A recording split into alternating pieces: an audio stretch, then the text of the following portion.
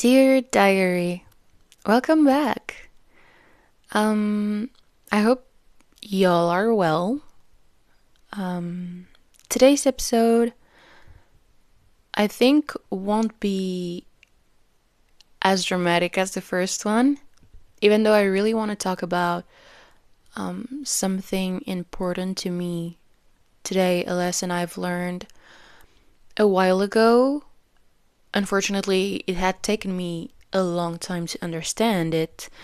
And yeah, I felt like maybe I needed to share, just in case anyone is in the same situation as I was. So yeah, let's dive in.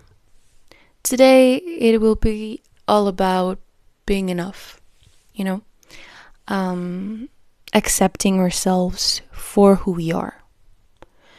Because for so long, I tried to change myself and shape myself into being someone hopefully everyone will like. Granted, it was dumb because not everybody can love you or like you. That's normal, but it took me way too long to realize it. Also, realizing that I didn't need to change myself to please people, and that if I had to change myself, more often than not, those people weren't my real friends. I had this friendship that, yeah, I mean, I felt like we were really good friends, and I really liked her. I mean, to this day, she's still a person I talk to, way less than what we used to, because I found myself trying to change who I was to please her, to be less myself, to a point where I couldn't even recognize myself anymore. I changed way too much, and changing myself when she was there turned into becoming that change permanently. I laughed less because I knew my laugh could irritate her. Somehow I wouldn't speak my mind as much as I would normally do.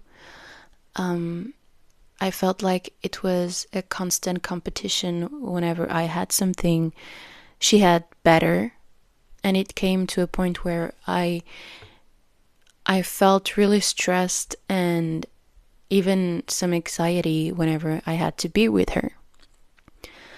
Which honestly isn't the point of a friendship, but it took me a long while to realize it, and I felt so dumb when I finally thought, okay, I really like her. I'm not sure she likes me as much as I like her for who she is, but it had to stop at some point, because I was getting, yeah, anxiety and really unhappy. And whenever I saw her afterwards, I felt on edge all the time, because finally the part of me, the real part of me, was getting fed up of me trying to cover myself and be someone else. And I was actually, I think, 21 when I realized it, that, you know what, screw it in a way. I am who I am, and I don't need to change myself for others. If they don't like me the way I am, then there's the door. I'm not someone who'd be like, either you like me or you don't, it's whatever. Like, no, I still feel like I really want everyone to like me. I try my hardest to be nice to everyone, but whenever I meet someone, I am myself immediately, because I don't want to put up pretenses and start a whole new friendship based on someone I am not. Oh my god, you're so cute, you're so shy all the time and stuff. Yes, well, I am really shy at first. I am really shy, but it doesn't mean I'm shy all the time. When someone gets to know me, they get to know that I'm, like, my mom used to call me the clown of the family, because I love making other people laugh, and I love to be funny and make jokes, and I have ADHD, so my conversation, can go from point A to point 11 or B or Z in in a matter of seconds. I am a human jukebox. Whenever someone would say a word that is in the song I know, it triggers me and I need to sing it. And I know some people hate that, and I know it irks some people because they'll be like, okay, either she's really hyped, or maybe she's just dumb, or maybe she's just a pick me and trying to have everyone like her, and it's really, really not that, like, at all. I have one real friend besides my sister. From my sister is like my best friend ever, but outside the family, I have my best friend who, like, she also has ADHD, so our conversations are really funny because sometimes we start a conversation and 2 hours later we finish it because in the middle we talked about different things. And it's the first person with whom I didn't need to change myself. I didn't need to lower my voice or try not to laugh as loud, or no, I'm just me, and she likes it the way I am. And sometimes we text every day, and sometimes there are days we don't text because life happens, and it's okay. But whenever we do, it feels like we never stop texting and we never stop talking. And that's what friendship should be like. It shouldn't be confined to, you're my best friend, we need to talk every day, we need to do this every day, we need to do that every day. And no, real friendship is not talking for days, and even so, when you talk, you feel like you never stopped. And to be happy, whenever I leave her, I go back home, I'm always happy. I'm always like, yeah, you know what, it was a good day, or it was a good evening. We laughed a lot, we took naps together, it's the thing about friendship, is it being simple. And I feel like it's the same for relationships with a partner, girlfriend, boyfriend. It needs to be simple. When it starts getting complicated or hard, or when it takes too much out of someone, it means it's not natural. It means you are maybe trying a lot. And I'm not saying to break up or whatever. I mean, we have to work on our relationships. But yeah, maybe make an introspection of whether you're trying too hard to please them, whether they're not trying hard enough to maintain that relationship with you, or if you're just exhausted, depression and things like that. Because that's a lot, and that can be a lot. And I know that sometimes my best friend will text me a lot, and I just don't have the courage, or I feel like I'm drowning if I just open up the chat and see like 4 different messages. And she knows that, and she tells me all the time, like, take your time, it's fine if you don't answer right away. Because that's what it is. That's understanding the other. That's understanding that sometimes we do have our little flaws. We do have our moments where we aren't as perky as we used to be, or happy. And people who understand that, that's just gold for me. Because I've been with a lot of people who'll be like, oh, you don't seem as happy today. You don't feel like you don't have that spark anymore. And that just hurts more than anything else, because we know that we don't have that spark anymore. And it's not for a lack of trying to have it back, or to be happy again. So I feel like it's really important who we surround ourselves with. Also, coming from a different culture, because I'm a mixed culture. The other part of my culture is all about weight. Like how much you weigh, how much if you're fat or if you're too skinny. And yeah, that also is a lot, because I have had friends who blatantly just say, you know what, you look fat, or you look too thin, or, well, in my case, it was always fat. You look a little bit chubby. Did you lose weight, or did you gain weight, or? And I feel like many times I have asked to not comment on it, because I feel like that's something personal and something really triggering for some people.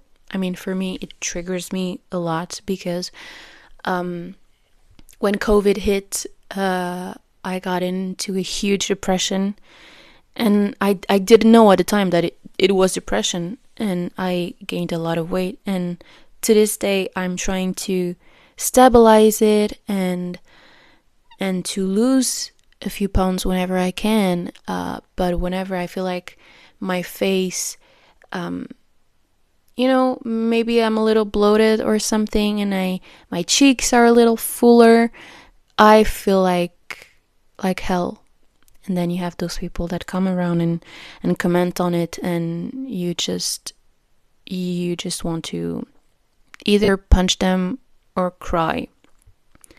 Most of the time, it's cry. Even though later, when I remember what they say, I'm like, I should have punched them. But yeah, it's really important who we surround ourselves with. I'm not saying that a good friend shouldn't tell us when something isn't right, because for me, and I'm not talking about, being fat or being skinny or whatever. I'm talking about real things in life that are more important. To me, if you are my friend, I expect you to tell me if you see me do something that I shouldn't be doing, or if you see me doing something that's really out of my character, or to call me out if I did something that I shouldn't have, or reacted a way that I shouldn't have, because I feel like that's how good relationships work, right? If you're blind to everything your friend does, or if you'll be like, oh, she's my best friend, I always be on her side, and whatever she does, she never does anything wrong. I mean, yes, you have to have someone on your side, but that doesn't mean to tell you you're doing things right when you're not. And I thought that a friend of mine at the time knew that, and she started going a little bit crazy on different topics, and she started to do things that were really out of her character. And I had known her at the time for more than 10 years. So I knew her really, really well. And I started to ask, like, what happened? Can I do something? This is really out of character for you. Are you going through some things? Maybe you're not telling me, because at the time she was telling me about everything. I knew she was battling depression at some point. She had been better. But I wanted to know. I wanted to know if I could help, because I was seeing things that were really not her style. Let's just say that. And she felt like I was accusing her of some things, or, to quote her, you don't understand me, you never did, you don't care about me, you only care about your husband. And I felt like, yeah, it was, gut-wrenching, because true, I had just gotten married, and obviously my life was now tied to my husband, but still we were going out, and I tried to text her as much as I could, but she threw that at my face, and it made me feel bad, because I felt like, okay, is she reacting that way because I got married? Is it my fault? I started a little bit spiraling into a dark place right after the wedding, because yeah, that was like right after. And I kept on trying to talk to her. I kept on trying, to just to understand her. She distanced herself from me and from our other friends. Whenever I asked her to meet, to go shopping, drink something, or go for a coffee, she would be like, no, I'm not good company for you anymore. I don't feel like we should talk. So to this day, like, this was maybe 3 or 4 years ago. To this day, I'm wondering if I did something wrong, if I did something that I shouldn't have, if I should have maybe kept my mouth shut and not say what I thought and what I was seeing, and maybe I shouldn't have tried to understand her, because at the end of the day, I was the bad guy. But at the same time, I had her mom come to me and be like, please talk to her, ask her what's going on, because she's really not herself anymore. And it was really hard for me, because I really liked her mom too, and I felt like we were a big family. And so I tried to understand, and I tried to help, and it didn't come across. And that's another story in life. I feel like people come, people go. Some people were very good friends of ours, and all of a sudden we're just strangers. I've known, someone told me a while ago that she moved country. She literally left where we lived, and I didn't know. She didn't tell me. I'm always going to be there for her, even if maybe she thinks I'm not, even if maybe she thinks I hate her for some reason. I don't. I just really wanted to understand, and I wanted to help above all. But there's a phrase that my parents kept saying to me, like, you can't help people who don't want to be helped.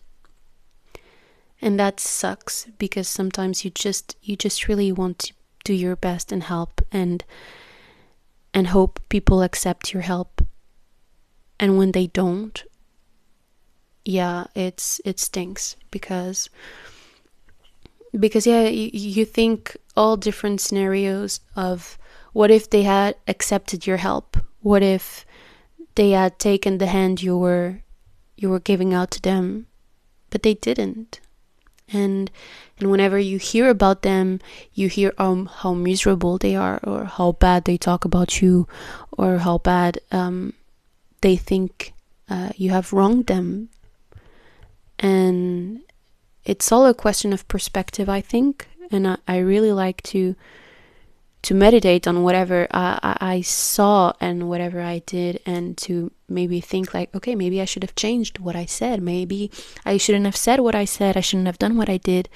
But at the end of the day, I really did it coming from, a loving place. I feel like my heart was in the right place when I did what I did. I never accused her or whatever, just tried to understand. Didn't come across. She didn't like that I was maybe trying to help. And yeah, as I said earlier, people will come into your life and they will stay for a long time, and you will build an amazing friendship. And then one day they'll just leave, because you're not married, you're not obligated to stay. So yeah, they will leave, and then other people will come into your life. Or maybe some people were already there, but you didn't pay much attention to it, and then you'll find out that they are amazing and great friends, and you won't feel bad for asking if something is wrong, asking and talking to them when you see that they aren't feeling their best. So yeah, that was my little thought for today, to stop putting pressure on ourselves, to stop trying to fit into what other people want us to fit in, to change ourselves into what they would like us to be, because maybe they will like who we are when we change ourselves for them, but we won't like ourselves. And that's the biggest part. We have to be comfortable with ourselves and in who we are. Fun anecdote before I stop rambling. I used to hide that I loved ASMR. Like I found out maybe a year ago that I really liked soft spoken and whispered ASMR. I found this British girl that I really, really like. She speaks really softly, she whispers all the time, and she brushes hair. and that gives me tingles, and that relaxes me a lot. It helps with my anxiety, and whenever things are too loud for me, it helps a lot. And yeah, I used to hide that because I felt like, I was ashamed, like, oh my god, I'm listening to ASMR, what the hell, what are people going to think? And then I was like, what are people going to think? I don't care, I like it. Screw them if they think differently because I like ASMR. Like, what is wrong with me? So I started being open, like, yeah, you know what? I listen to ASMR. It really helps me. And it's dumb because people will be like, oh my god, really? But to each their own. To me, it was ASMR. And it felt like a big step into owning who I was to say, yeah, I listen to ASMR. But I feel like I always need to, say that I don't like the mouse sounds ASMR. Like, oh my god, stop. No, that's not for me, and sorry if I triggered anyone. But yeah, just own who you are. You're great. You are worth a lot. And I'm sure you're a great friend, and you deserve all the best. And if someone can't see how amazing you are, then it's their loss. Honestly, we don't need to waste our time with those people. We have so much going on in the world right now. We don't need to burden ourselves with that. I mean, there are things way more important than pleasing everyone. We have only one life, Let's make the most of it. And it starts with accepting ourselves. And once we accept ourselves, we will set up a bar for whoever wants to be our friends, right? Because if it starts with them telling us they don't like this or that in our personality, well, tough. I mean, that's who we are. If you don't like it, well, you don't need to stay. So yeah, anyway, if you're still here, thank you for listening to my little ramble. I wished someone told me that when I was younger. It would have saved me a lot of heartache, because even though those aren't like love relationship, like boyfriend girlfriend, some friendships mean a lot. And when you lose a friend, it's like, a breakup, and it's heartbreaking and it's really sad. But you know what? You're worth a lot. You're amazing. You need to see it, and other people will see it too. And you'll be just fine. If that one friend left because you told them something that they didn't like, well, it's on them. It's not on you. You're being a good friend. And you deserve to have a friend as good as you. So yeah, I hopefully will catch you on the next Dear Diary. Until then, bye bye.